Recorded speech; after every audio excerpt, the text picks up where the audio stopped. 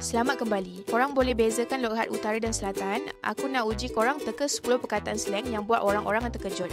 Kalau dapat 10 dari 10, tahniah. Korang ni Google Translate versi Melayu. Soalan 1. Kalau orang utara cakap gerik, maksudnya apa di selatan? Lapar orang selatan panggil botol. Orang Penang panggil apa?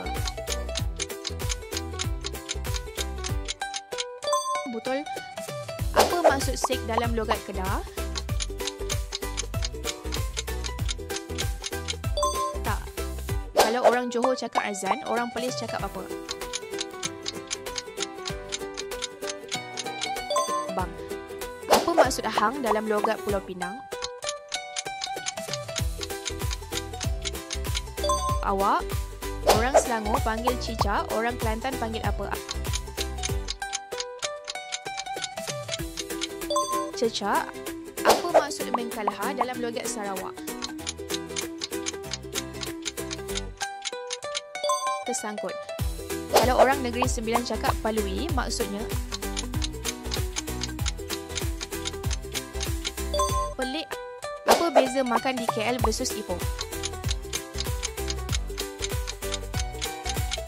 KL makan, Ipoh mokon. Apa maksud jom heboh dalam logat Sabah? Jom berfoya. Sudah tamat. Jadi berapa betul? Kalau dapat 10-10, korang ni dialek doktor. Kalau 5 ke 7, okeylah. Kena travel lebih. Kalau bawah 5, maknanya kena keluar dari kampung. Mari like jika korang selalu keliru dengan logat lain. Mari komen logat paling kelakar yang korang tahu. Mari subscribe untuk lebih banyak kuis menarik. Jumpa esok lagi ya.